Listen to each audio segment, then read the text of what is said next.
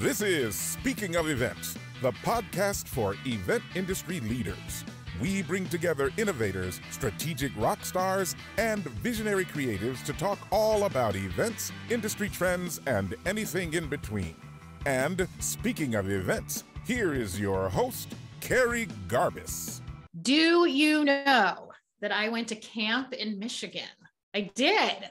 4 summers in a row. That. You did. Joe did not know. And maybe some in the audience did not know either that for 4 summers in a row, I went to camp in Michigan doing theater, making music, and living out some of my most awkward teenage angst moments. So I have a very soft space in my heart for all things and people related to, from, and currently living in Michigan. My guest is laughing. So it is an honor and treat to have today's guest, a current Michigan resident, the global events, the head of global events and partnerships. That's me. That is you, head of global events and partnerships at Ryan. It's my pleasure to introduce today's guest on Speaking of Events is Joe McKeown. Welcome, Joe, Michigan resident. How it goes? Yeah, good. Good to be with you, Kerri. Thanks for that nice introduction. We're proud of the state of Michigan. I haven't lived here my whole career, but it's great to be back in the state where I grew up. Yes. And do you do the hand thing that I see so many Michiganers, excuse me, yes, do, right? You hold up your left hand, is that correct? And then you show that is on correct. Your hand. Yes. And show the people who are watching it. Oh, there you go. Right there. Yes. Yep, in Ann Arbor, Michigan. Right. And so if you're just listening, it's sort of on the, I don't know, that fleshy part next-ish to your thumb is where Ann Arbor is. Thank you so much, Joe, and the state of Michigan. To everyone in the state of Michigan, thank you. My first question, as always, is Joe McKeown, Michigan resident. What is the one thing you wished more people knew about events? So the one thing is that the impact that events have on the audience and understanding why we do events, not just how to do them, but why we do them and what they deliver to the firm, the corporation, the association, or whatever the sponsor of the event is. That's the one thing. I wish we knew the impact better of why we're doing the event rather than just how we did the event. Ooh, so how do you get there? If as you're creating something or an idea sparks, is it, what comes first? Is it the why? Is it the date? Is it the product? Or, I mean, what comes first typically for you? So I submit it should be the why, not the when. And I think a lot of cases people say, we're going to do it this way. And I insist that the 7 most dangerous words in the event business are, we did it that way last year.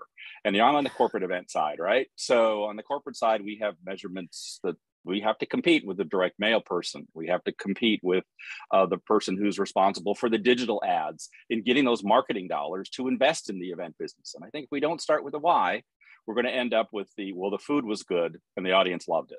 And that's not really how you measure modern event marketing, I don't think. Right. So in 2020, and people said, we did it last year, we did it this way last year, that didn't really float. No, the great pivot, right? And I think we've learned a whole lot since the pandemic, and I think we're going to have to continue that learning as we look for a post-pandemic, endemic world in the event space. We did have to change our tactic, right? The old tactic, let's put the customers or the prospects in a room, let's show them a great thing, and let's see if they buy more. Let's put the employees in a room, let's tell them what a great company they work for, how proud of them we are. We couldn't do that anymore. So we still had to commit to the results that were coming out of the event program, and we still had to communicate our messages out.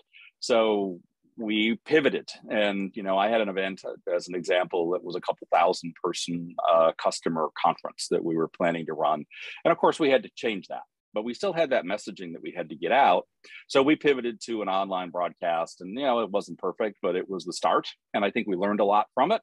And it's kind of evolved into where my head is today with all of our bigger events. And that is, we need to stay kind of in that hybrid model, because there are people that are going to want to learn looking at their computer or listening to the event.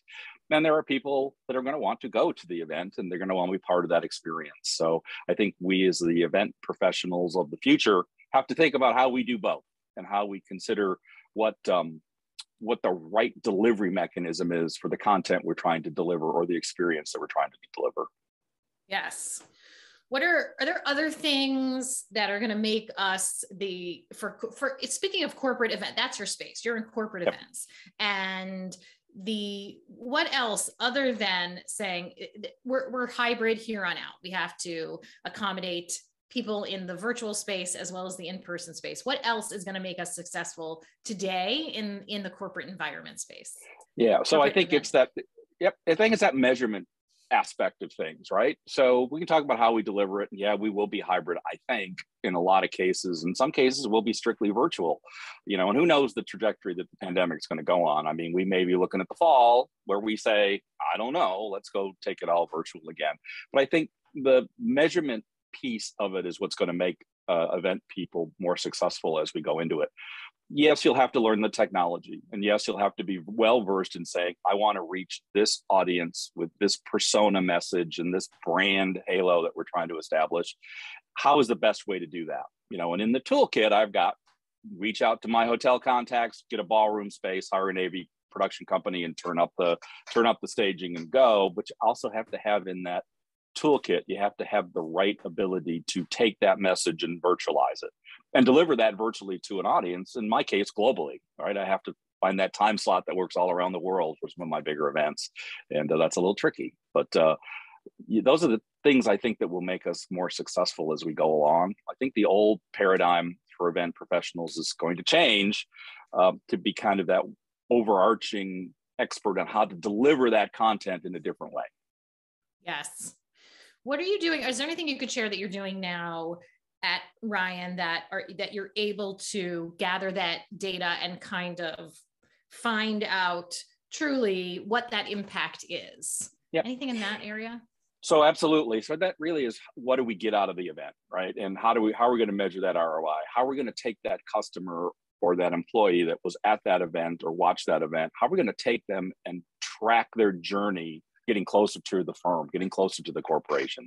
So we have ROI measurements, right? We track everything in our CRM system, and we don't track everything. We try to track everything in our CRM system right. and follow that journey along for that customer or that prospect. And then you have the usual things that we've all done for the longest time, but it used to be put a survey out on the desk and the table, they filled it out when they left the room and threw it in the bin. Yes. Threw it in the bin.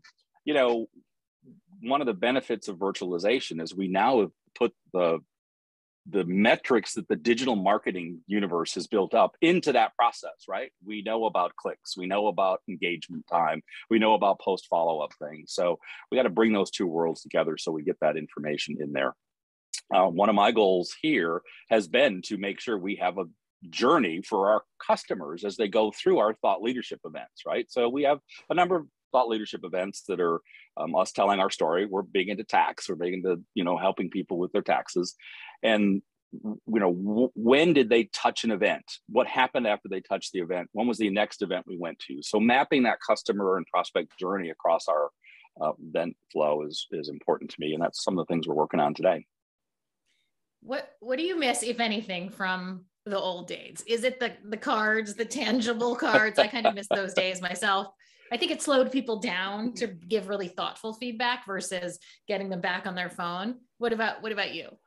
Yeah, so I think the attention span of the audience, I think, is one of the things that I miss today a lot. Yes, me too. So we used to be, we'd, put them in a room and we'd put up a nice show, do an opening module. We'd have worked hard to get the speaker to run the content through and line everything up.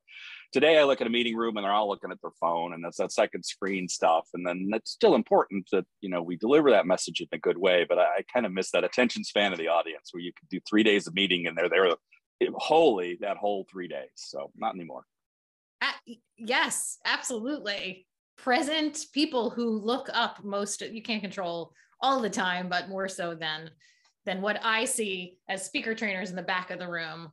A lot of heads down action, no matter how dynamic that speaker is. That's why That's why we train them to be a little more dynamic. So that's right. And I think that, we are in the business of delivering messages, right? And, if we're not delivering that compelling message, at one point we were in one big meeting and it was exactly that. The speaker was up there talking and a third of the audience was looking down at their phones. I'm like, why don't we just take that image from that screen that's there and deliver it to their phone, and we can figure out a better way to do this. So I think that's part of that's one of the things I miss from the old days. That and the unlimited budget for incentive travel, but that's another discussion for another time. Oh yeah, I bet. Other things, we look back. If we look forward, what are some things we should be thinking about maybe 5 years from now in the event space? Any ideas on that? Yeah, so I do think a lot about it. First, I think we have to work really hard in training the event professionals of the future, right? And not only the event professionals, but the speakers in your world and a few other things that people need to upskill themselves so that they can contribute as a member of the marketing team. In most cases, events sit in marketing today, sometimes in communications, but most of the time in marketing departments. And, they're going to have to learn how to compete for those investment dollars for marketing, for event marketing, against a wide variety of new marketing tactics, be it social or digital or whatever. So we have to learn to upskill that. And I think that with that comes the responsibility for thinking about the audience in general and how do we deliver that key message to that audience in the best possible way.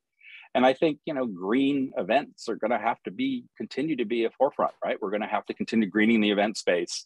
Anybody that's ever been to a big trade show out in Las Vegas or Orlando and walks away at the end of the show and sees pounds and pounds and gallons of trash sitting in the loading dock, it's like, man, we need to do better. Yes, for sure. Who is the new audience? Who are we going to be speaking to, creating events for in the future? Who is that? So I think it's evolutionary, right? Like most generations, it's changing. I have a younger son who is, 25-ish now. And he's completely different than my oldest daughter. So I think as that evolves, we're going to see what I call the digitally enabled generation continue to grow as part of that audience. And, they're used to instant gratification on their cell phones and their mobile devices, and we need to find a way to deliver that messages.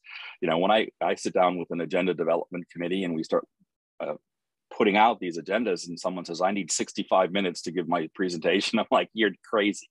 And then, someone tells me that, I can't possibly do it in 20 minutes. I just send them a link to a TED Talk and say, look what you can deliver in 20 minutes, go for it. So I think we have to learn to model the changing generation, and they are digitally enabled. I mean, we all are today, right? I mean, sure. Look at how we're speaking, right? Yeah, I'm not young anymore, but I look at my phone all the time too much, right? Particularly with my wife over dinner. She says, are you listening to me or are you looking at the phone? I'm like, sorry, I'm listening to you. Good answer. Yes, yeah, absolutely. So if we can focus on the speakers, for my obsession for a few moments is I love to ask my guests, if you have a speaker disaster story you may be willing to share with your history. I'm thinking maybe you could pull out one for me, please. I have a couple. There's obviously the logistical challenges of any speaker, right? They're busy. They book in late. They book out early. There have been a number of times where speakers have not shown up ahead of time. There have been a couple of times where speakers have shown up and gotten confused which audience they're speaking to, including the wrong company name, which is of interest. You're contracting it out. They should at least spend a little effort in figuring out who they're going to talk to instead of their stump speech, if you want to call it that. Yep. Those are the paid speakers' stories. The internal speakers, they're not all as good as they think they are. And they don't all take coaching as well as they should. So, there have been a few times where they've gotten lost and I can't read that teleprompter. It's too small. Well, that's why you were supposed to come to rehearsal, That's right. Come to check, please. Exactly. Exactly. So, on balance, the professional speakers I've worked with have all really been good to work with. That's a good industry. They can learn more and they can do better. But we work hard when we do our speaker selection, right? We talk to other clients that they've worked with. And of course, we look at their tape and we read their synopsis and do all that stuff. But luckily, I have a lot of contacts out in the industry and I pick up the phone and say, have you ever used her, him, whatever? And they'll say, yeah, great. or well, not so good. So right. Or we learned. thumbs down. Yeah. Yes. Yeah. Yeah, absolutely. It's astonishing in my world that how many problems could have been solved by attending even just one rehearsal or one short coaching to, for example, get the font size on your teleprompter correct for your eyes. Absolutely. And get the company name right. You know, it's up there blazoned on the stage. Maybe you could look around before you walk out and say, hey, welcome to the Bozo Show or whatever. Right. So. And they call it Brian instead of Ryan. I mean, that's just embarrassing. Absolutely. It is. But, you know, the power, Kerri, of a great speech is one of the things I really like about the industry. You can move an industry just by telling a story. And storytelling is an important thing when you're delivering it to an audience. So, you know, that feeling as an event planner, you walk out of the room and go, that was really a great speaker. And that's a great moment. Whether that's an internal CEO, CFO, CMO, or a paid speaker, that's a great moment in the event industry, because that's what really counts to me. The food, the beverage, yeah, it's got to be right. But to me, it's the messaging you deliver on the stage that makes or breaks an event. Oh, you are singing my song. Yes, absolutely. People tell a good story, the audience remembers that feeling, and that's going to stay much longer than maybe my roast beef sandwich wasn't the best. Yeah. So they accuse the event staff at previous places has always accused me of buying the worst possible meal. It's not that, it's the cheapest one I can find on the menu, because nobody remembers the food, but everybody remembers the story. That is so true. No one remembers the food. Everyone remembers the story. Absolutely. How do you, if you are looking to prep speakers, how do you do it? What do you give them or arm them with? Yep. So we prepare a speaker brief, right? And we tell our story and we tell the key points and then the audience demographics, all of that, sort of the speaker equivalent of the know before you go kind of email that we normally send out before an event. Wonderful. I have in previous iterations for the bigger events actually put speech coaches in the room for rehearsal. And I've actually asked them to work through primarily for the client speakers, sometimes with a paid speaker, but we put that speech coach in the room, and he or she is responsible for the care and feeding of those speakers, right? And they're the ones who are supposed to say, you connected with me at this point, you could have done better with this one, here's how I would have told that story. So to me, that's an expense, but well worth it. You know, you got all this other stuff, the staging, you got the lights, the stage, the food, the beverage, the travel. I mean, it's a well thought through investment, at least from my perspective, on how to make sure your story gets out. I could not agree more with what you just said. So thank you. That was a perfect little internal advertisement for Ovation Coaching Services. So thank you very much. Go. Absolutely. Other than telling a good story and rehearsing, anything else you wish speakers did more of? Yeah, I mean, I think that they'll tell a story. They'll tell a story from their viewpoint. If they can twist that story more towards the viewpoint of the audience, I think that is a value to the audience just a little bit. And I think there's so many people out telling specific pieces of the story that if they can align better with what they're saying with some action the audience can take, right? I mean, it's interesting that you did that. You climbed a mountain, you sailed across the ocean, you worked in the government, whatever. But what's the action steps that those speakers are asking the audience to take? Because in the end, we're about motivating people and we're about motivating that audience, right? I mean, a little bit of entertainment, but a little more motivation, I think would my advice to speakers. Ooh, deliver a message that they can act on. Absolutely. I agree. So how'd you get here? How'd you find your way to events? Tell me a little bit, take me back to young Joe, maybe, however far back. I stumbled into it. It never was my dream. I was right out of college. I was working for a telecommunications company. I was an account executive and I had some success at it. I won an incentive trip to Cabo, which, was Cabo. So, was on the boat. Thus your yearning for returning to good incentive trips. I now understand. Okay, I got it. Yes. Yeah. So I watched the event team. I'm like, oh, it was like an interesting job. Then I got promoted based on my sales success to the corporate headquarters in New Jersey, and marketing department was being built. My then director, who's still a good friend of mine, 30 plus years later, said, I need somebody to run my events. I'm like, I don't know anything about events. What are you talking about? So, well, you sold to hotels, because that was the market I sold into. So you speak their language. You're now in charge of the event program here. Okay. So figured that out, ran a couple of incentive trips in Hawaii, ran a couple of corporate launches and things for that, and ended up on the committee that was working on what is now the AT&T Pebble Beach Pro-Am.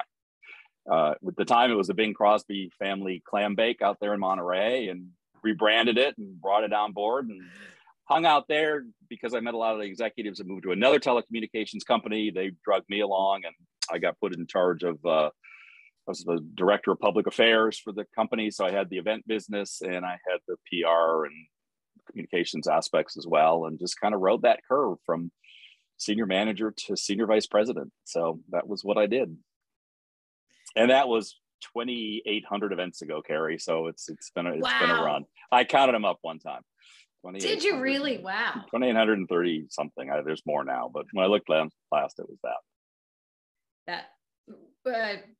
Favorite? Do you have a favorite one? Like the one that takes you back and you're so wistful of, like, this was it. Out of the 2,800 events, this was the one. Yeah. I think to me, the incentive trips are great, right? Because you got a big audience that is done well, and you're thanking them. They should feel good about that. So those are relatively fun and relatively easy. Plus, we take them to nice places. But I think the ones that made a big difference to me are like the product launches or the brand launches, or those big product launch kind of get-togethers where we're talking about moving a business forward. And I remember one we did in St. Louis that was 12,000 people, bringing two companies together and launching that new go-to-market. That was kind of cool. And we always, at the end of those, the person I worked for always said, make people feel like they really want to work here, right? That was my overarching goal of that. So at the end of that, we always launched this very high-end bespoke incentive that the top salespeople could go on if they did what we just told them to do. So that was kind of fun. I mean, we flew airplanes in ballrooms. We ran boats down hallways. We had tanks come in one time. So we had a lot of fun with those special launches. That was an interesting time. Was it a sad day when you had to drop the Bing Crosby name from the golf events? They didn't care. They paid a lot of money for it. They got paid a lot of money for it. I know you're a big rock fan from your DJ days. So are you Bing Crosby? Are you an old classics American songbook fan? Kerri, I like all kinds of music, right? So we tend to err a little more as we get older, a little more towards the Bing Crosby, Frank Sinatra stage of life. That's just a little mellower. But I grew up working at a radio station here in Michigan when I was in college, and it was a rock and roller. So I harken back to some of my rock and roll days. Ooh, favorite concert you've ever been to? I don't really go to concerts. I produce some. How about a favorite concert I've ever produced? Right. So we produced a show, and they're more intimate. They weren't the big shows. A lot of my coworkers and peer group have produced over time. But we had a thing down in New Orleans at the House of Blues. We had Glenn Frey and Joe Walsh, and that's one of the guitars back here is signed by those guys. And it was a great show. 300-400 people in the room, kind of an acoustic get together, and that was a great show. So that was fun. We didn't get the whole Eagles. We got Walsh and Frey, but we got pretty good. Got to do that, and then we ran a couple of big customer events down at a golf tournament that we would bring in a lot of talent for, name talent for, which was always fun. Yes, you do. Joe has, if you're listening, Joe has an impressive collection of guitars behind him, as well as sports paraphernalia that all seem to be signed or very prominent. Something specific. Lots of sports marketing in my past too, and a lot at Ryan. We've got Ryan's got a great sports marketing program that we use for customer entertainment. But I've been to 22 Super Bowls.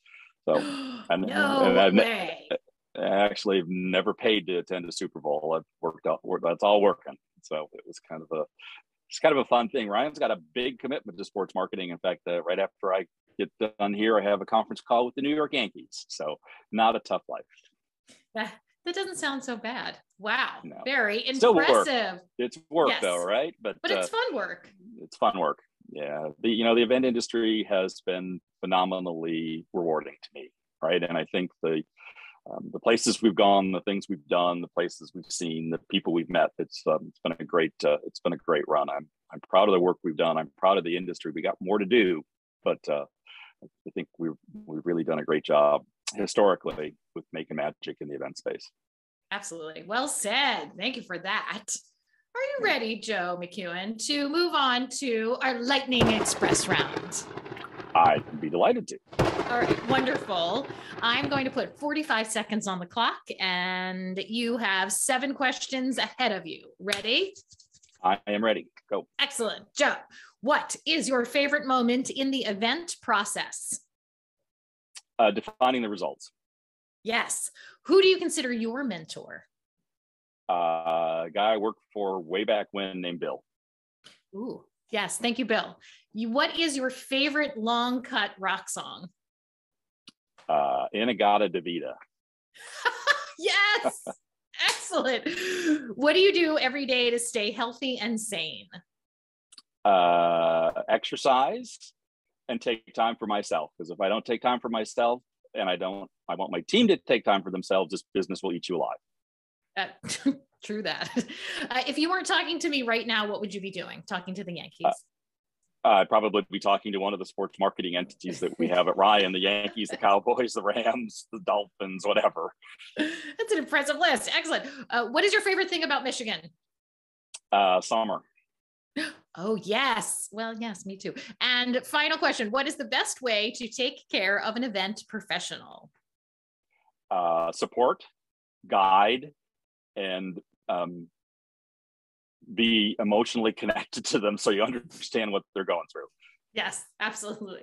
Well said. And you nailed it. Thank you so much.